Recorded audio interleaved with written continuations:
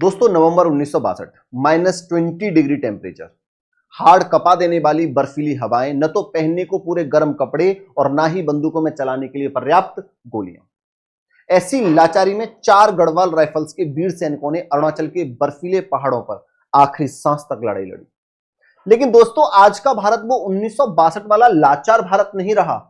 आज उसी अरुणाचल की सीमाओं पर भारत ने ऐसा अवैध चक्रव्यूह रच दिया है कि चीन अगर एक कदम भी आगे बढ़ाएगा तो उसे वो करारा जवाब मिलेगा जिसकी उसने कभी कल्पना भी नहीं की होगी।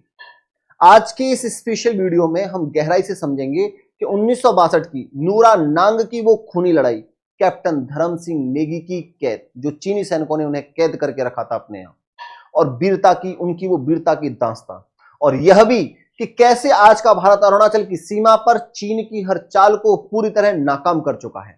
तो साथियों शुरू करते हैं। वीडियो को लाइक जरूर कर दीजिएगा और कमेंट बॉक्स में आप जहां से भी, जिस स्टेट से, जिस गांव से इस वीडियो को देख रहे हो, कमेंट बॉक्स में उस स्टेट का नाम लिखकर जय हिंद जरूर लिखिएगा। साथियों चीन अरुणाचल में क्यों घुसा था?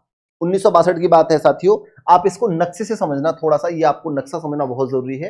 ये भारत का नक्शा है, आपको पता होगा साथियों। यहाँ नेपाल है, ये भूटान है, ये हमारा अरुणाचल प्रदेश है। इसके जस्ट ऊपर जो हमारी सीमाएं थी वो किसके साथ लगी हुई थी? तिब्बत के साथ लगी हुई थी। 1947 में जब हमारा भारत देश आजाद हुआ था, बफर स्टेट था चाइना और भारत के बीच में, कौन? तिब्बत। लेकिन होता क्या है, 1950 में ये चाइना वाले तिब्बत के ऊपर अटैक करते हैं और तिब्बत को अपने कब्जे में ले लेते हैं।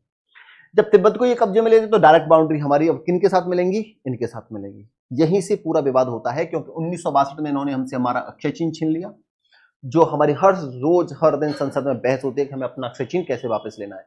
उसी समय इन्होंने अरुणाचल प्रदेश पर भी अटैक करा था, और अरुणाचल प्रदेश में एक रीजन है तवांग। इसको लेके आए दिन युद्ध होते रहते हैं। आपने आजकल भी न्यूज सुन रखी होगी कि भाई चाइना की जो आर्मी है वो हमारे अरुणाचल प्रदेश में घुस रही है, अपने यहाँ बेस बना रही है, रोड बना रही है, सड़क बना रही है, और अंदर अंदर धीरे धीरे घुसने की कोशिश कर रही है। आज एक एक चीज को बहुत अच्छे से समझूंगा। और 1962 में जब चाइना इसके अंदर घुस चुकी थी, जिस तरीके से अक्षय चिन्ह पर कब्जा करा, उसी तरीके से अरुणाचल प्रदेश में भी घुस चुकी थी। लेकिन ये वापस कैसे गए? सीज फायर कैसे हुआ? और हमारे कुछ सैनिकों ने चाइना के इतने बड़े सैनिकों की हालत कैसे खराब हो रही थी, एक ही चीज को बहुत अच्छे से समझेंगे साथियों। चीन की जो गंदी नीयत है उसको समझना बहुत जरूरी है। 1962 में अरुणाचल प्रदेश को नेफा, इसको क्या बोला जाता था साथियों? पहले ये वाला जो पोर्शन था इसको पहले NEFA बोला जाता था, नॉर्थ ईस्ट फ्रंटियर एजेंसी के नाम से इसको जाना जाता था। चीन हमेशा से अरुणाचल प्रदेश को दक्षिणी तिब्बत, इसे क्या कहता है वो? ये तिब्बत है ना, तो इसको वो दक्षिणी तिब्बत बताकर इस पर अपना अवैध दावा ठोकता आया है पहले से ही, जब से इसने तिब्बत के ऊपर अत्याचार करा है, तिब्बत को अपने कब्जे में लिया है। चीन का मुख्य मकसद भारत को रणनीतिक रूप से कमजोर करना और तवांग पर कब्जा करना था। इस वाले पोर्शन में, ये तवांग है ना, ये वाला रीजन आप देख रहे हो ना, ये तवांग है किसके अंदर? अरुणाचल प्रदेश के अंदर।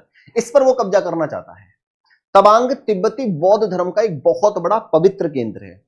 लेकिन 1962 में भारत के पास सीमा तक पहुंचने के लिए न तो सड़कें थी, यहां ये जो सीमा है ना, ये वाली जो सीमा है, यहां ऊपर अक्षय चिन्ह में भी जाओगे यहां, तो यहां पहुंचने के लिए, ये थोड़ा सा पहाड़ी इलाका है, न तो यहां पहुंचने के लिए कोई सड़क थी, कोई सप्लाई चेन हमने बना नहीं रखी थी। ठीक है, क्योंकि हमारी जो उस समय सरकार थी, जवाहरलाल नेहरू साहब की, वो पता नहीं कहां सोए रहते थे, कौन सी दुनिया में रहते थे, किसके साथ सोते थे, कुछ नहीं पता। आपको कुछ पता हो तो कमेंट बॉक्स में जरूर बताइएगा। उस समय भारत के राजनीतिक नेतृत्व को लगता था कि चीन कभी बड़ा हमला नहीं करेगा। इसी सोच के कारण बॉर्डर पर केवल छोटी छोटी पुलिस आउटपोस्ट तैनात थी, छोटी छोटी पुलिस की चौकियां बना रखी थी। इसी कमजोरी का फायदा उठाकर 20 अक्टूबर 1962, इस डेट को याद रखिएगा, 20 अक्टूबर 1962, मनहूस दिन, काला दिन, चीन की रेड आर्मी ने पूरे नेफा पर एक साथ धोखे से हमला कर दिया। इस वाले पोर्शन पर एक साथ 20 अक्टूबर को 1962 को एक साथ उन्होंने हमला कर दिया। जब चीन ने तवांग की तरफ बढ़ना शुरू करा, जब चीन यहां तवांग की तरफ बढ़ना शुरू कर रही थी, तो उनके रास्ते में दीवार बनकर खड़ी हो गई भारतीय सेना की 4 गढ़वाल राइफल्स। गढ़वाल राइफल्स भारतीय सेना की सबसे पुरानी और सबसे सम्मानित इन्फेंट्री रेजिमेंट में से एक है साथियों। अगर इसको आपको मैं थोड़ा सा यहां दिखाना चाहूं तो आप इसको देख सकते हो, जय बद्री विशाल, इसको भी समझेंगे अभी। इसकी जो स्थापना थी, 4 गढ़वाल राइफल्स की जो स्थापना हुई थी, वो हुई थी साथियों 1887 में, 1887 में, अंग्रेजों के टाइम। उत्तराखंड के गढ़वाल क्षेत्र के सूरवीरों से बनी इस रेजिमेंट का युद्ध घोष है जय बद्री विशाल। 4 गढ़वाल राइफल्स को नूरानांग और जमी थांग के मोर्चों की रक्षा करने का काम सौंपा गया था, लेकिन यहां स्थितियां बेहद खौफनाक थी साथियों। भारतीय जवानों की संख्या बेहद बेहद कम थी। नूरानांग में 4 गढ़वाल की एक छोटी सी टुकड़ी खड़ी थी जिसमें करीब 200 से 300 सैनिक थे। यहां पर इसमें कितने सैनिक थे? 200 से 300 सैनिक थे मात्र। आप इसको देख सकते हो, सुन सकते हो, वहां 3-3 हजार सैनिक थे चाइना के। और उनके सामने कौन था? चीन की रेड आर्मी की पूरी ब्रिगेड, जिसमें 3000 से भी ज्यादा सैनिक शामिल थे। इतना ही नहीं, हथियारों की तुलना करें तो हमारे जवानों के पास ब्रिटिश जमाने की पुरानी 303.303 ली एनफील्ड राइफल्स थी, जबकि चीनी सेना आधुनिक ऑटोमेटिक वेपन्स और भारी तोफखानों से लैस होकर आई थी साथियों। इनके पास एकदम सारी चीजें ऑटोमेटिक थी। अब जो महासंग्राम होता है नूरानांग का, वो सुनना बहुत जरूरी है। अब याद रखना, तारीख थी 17 नवंबर 1962 साथियों, ये डेट भी आप लोग याद रखिएगा। सुबह सुबह चीनी सेना ने 4 गढ़वाल के मोर्चों पर भारी गोलाबारी के साथ हमला कर दिया। चीनियों ने पहला हमला किया, गढ़वाल राइफल्स के जवानों ने अपनी सटीक निशानेबाजी से दुश्मन के पहले हमले को नाकाम कर दिया। उन्होंने पहला हमला किया था। फिर इन्होंने दूसरा हमला करा। चीनियों ने दूनी ताकत से दूसरा हमला किया, लेकिन हमारे जवानों ने LMG की गोलियों से चीनी सैनिकों की लाशें बिछा दी और दूसरा हमला भी विफल कर दिया साथियों। अब तो सुनो भाई साहब, तीसरा हमला होता है। चीनियों ने तीसरा हमला किया, लेकिन अब भारतीय मोर्चे पर एक बहुत बड़ी मुसीबत खड़ी हो चुकी थी। लगातार 3 हमलों के जवाब देते देते भारतीय जवानों का गोला बारूद खत्म होने की कगार पर पहुंच चुका था। सोचिए, -40 डिग्री तापमान में गोलियां खत्म हो जाएं और सामने से सैकड़ों चीनी सैनिक आ रहे हों, तो कोई क्या करेगा? लेकिन भाई साहब, लेकिन गढ़वाल राइफल्स के शब्दकोश में हार शब्द नहीं था। जब बंदूकों की गोलियां खत्म हो गई तो शुरू हुई गौतम मिनट की लड़ाई, यानी आमने सामने की खूनी भिड़ंत। बहुत खतरनाक चीज होती है साथियों। जवानों ने अपने राइफल्स के आगे संगीने यानी बायोनेट्स चढ़ाई और जय बद्री विशाल के नारे लगाते हुए सीधे चीनी सैनिकों पर टूट पड़े। इसी नूरानांग की लड़ाई में राइफलमैन जसवंत सिंह रावत, लांस नायक त्रिलोक सिंह नेगी और राइफलमैन गोपाल सिंह नेगी ने अपनी जान की परवाह किए बिना दुश्मन की मीडियम मशीन गन छीनकर इतिहास रच दिया। हमने उन्हीं के खेमे में घुसकर उन्हीं के खेमे से उनकी मशीन गन को छीन कर ले आए, उससे फिर उनके ऊपर अटैक करना स्टार्ट करा। जसवंत सिंह रावत ने अकेले 72 घंटे तक चीनी सेना को रोके रखा था। लगातार कई दिनों तक बिना खाने और बिना गोलियों के लड़ते लड़ते 18 नवंबर तक भारतीय सेना की रसद पूरी तरह कट गई, सप्लाई चेन पूरी तरीके से कट हो गई साथियों। इसी अफरा तफरी और कठिन माहौल में 4 गढ़वाल के कई जवान वीर गति को प्राप्त हुए और कैप्टन धर्म सिंह नेगी समेत कई घायल जवानों को चीनी सेना ने घेर कर बंदी बना लिया। कैप्टन धर्म सिंह नेगी बताते हैं कि युद्धबंदी बनने के बाद उन्हें तिब्बत के बेहद ठंडे और तंग इलाके में ले जाया गया। वहां चीनी अधिकारी भारतीय सैनिकों का माइंड वॉश करने की कोशिश करते थे। वे उन्हें कम्युनिस्ट साहित्य पढ़ाते थे और कहते थे कि आपकी सरकार खराब है, चीन आपका दोस्त है। कड़ाके की ठंड में तंग कमरों में रखना, मामूली खाना देना और घायल जवानों का सही इलाज न कराना।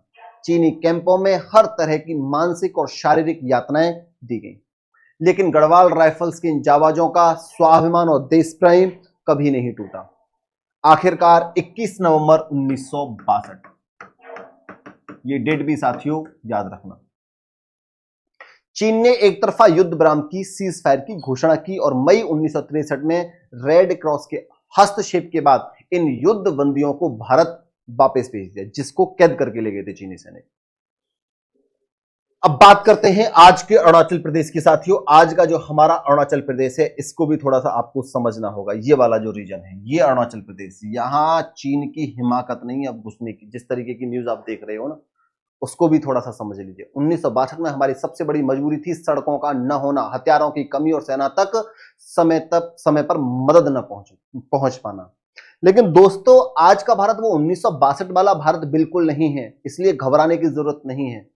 आज भारत ने अरुणाचल प्रदेश की सीमाओं पर ऐसा अवैध किला बना दिया है जहां चीन अगर एक कदम भी आगे बढ़ाएगा तो तबाही पक्की है। सबसे पहला पॉइंट, ऑल वेदर इंफ्रास्ट्रक्चर की क्रांति। 1962 में सर्दियों में तवांग जो रीजन था संपर्क कट जाता था, लेकिन आज सैला टनल और नेचफू टनल जैसी विश्व स्तरीय सुरंगों की वजह से 12 महीने भारी बर्फबारी में भी सेना की गाड़ियां और टैंक सीधे एलएसी तक पहुंच सकते हैं साथियों। इसके अलावा भारत एलएसी के ठीक समांतर 1700 किलोमीटर से लंबा अरुणाचल फ्रंटियर हाईवे बना रहा है, जिससे हमारी सेना मिनटों में एक घाटी से दूसरी घाटी रीइंफोर्समेंट भेज सकती है। दूसरा, 2026 का heavy weapon deployment.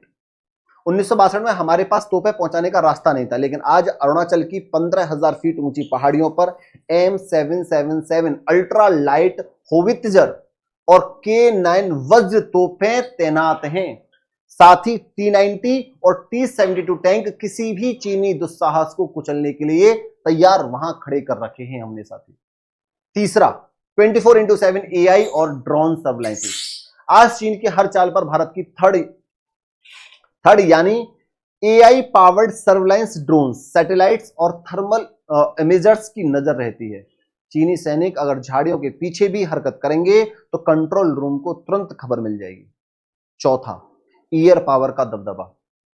Pasighat, Mechuka, तुटिंग और तवांग जैसे ये सारे अरुणाचल प्रदेश के आसपास के रीजन हैं। लैंडिंग ग्राउंड से भारतीय वायुसेना के राफेल, सुखोई 30 MKI और चिनाक हेलीकॉप्टर महज कुछ ही मिनटों में बॉर्डर तक भारी हथियार और कमांडोज पहुंचा सकते हैं। और सबसे इंपॉर्टेंट है पांचवा, वाइब्रेंट ब्लेज प्रोग्राम। भारत ने अरुणाचल के 450 से ज्यादा, यहां इसके आसपास 450 से ज्यादा सीमावर्ती गांवों में 4G कनेक्टिविटी, सड़कें और बिजली पहुंचाकर वहां के नागरिकों को हमारी पहली रक्षा पंक्ति बना दिया है। यानी आज अगर चीन ने 1962 जैसी नापाक हरकत करने की कोशिश भी की तो भारतीय सेना उसे उसी की भाषा में ईंट का जवाब पत्थर से देगी।